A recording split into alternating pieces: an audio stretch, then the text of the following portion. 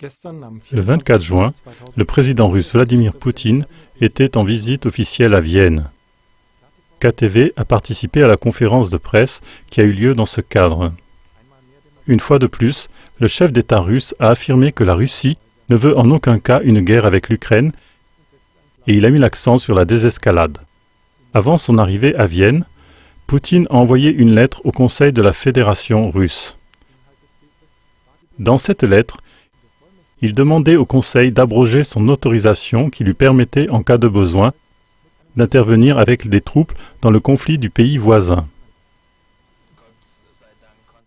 Dieu merci, nous avons pu renoncer à cette mobilisation de troupes et leur nombre, garanti par un accord international, n'a pas été augmenté.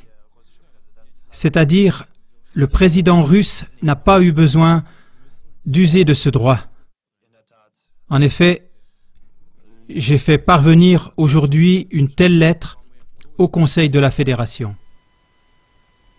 En même temps, Poutine a jugé insuffisants les efforts de paix du gouvernement ukrainien et a demandé que les paroles soient suivies d'actes. À mon avis, ce qui a été fait ne suffit pas pour résoudre la crise. Dire seulement que l'armistice doit se prolonger 7 jours et ne pas déposer les armes ni les détruire, cela n'est bien sûr pas un geste en direction de la paix, mais seulement un geste dans la bonne direction.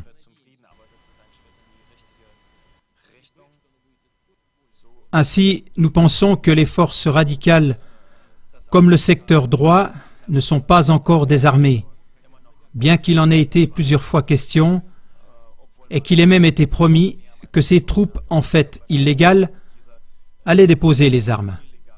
Mais ils ne l'ont pas fait.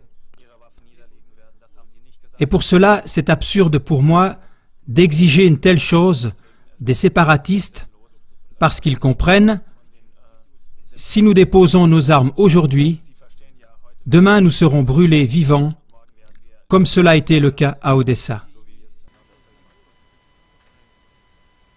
Une déclaration finale a clairement montré que Poutine ne cherchait pas et ne cherche toujours pas une prétendue annexion de l'Est de l'Ukraine.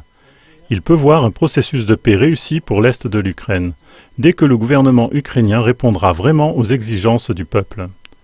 Les requêtes d'autodétermination du peuple doivent être entendues par le gouvernement. Une réforme de la constitution ukrainienne est également nécessaire. Quel sera l'avis des habitants de cette région et comment leurs droits seront-ils garantis?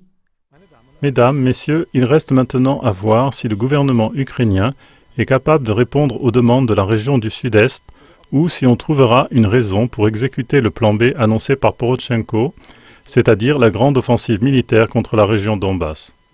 KTV a déjà reçu des rapports et des images qui prouvent le transfert de matériel de guerre lourd vers l'Est du pays. Et cela pendant le cessez-le-feu actuel. Se pourrait-il que ce cessez-le-feu ne soit là que pour gagner du temps, afin de préparer assez minutieusement l'offensive du plan B. Il ne nous reste qu'à espérer que les nouveaux efforts pour la paix de Poutine aboutiront. Bonne soirée.